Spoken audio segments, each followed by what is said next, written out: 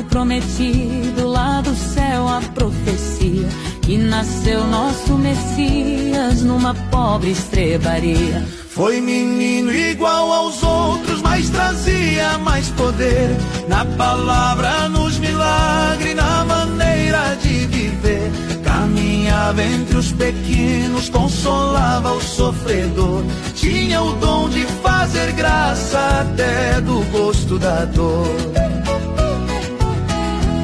Multiplicou pão e peixe, fez cego voltar a ver, fez paralítico andar e morto até reviver.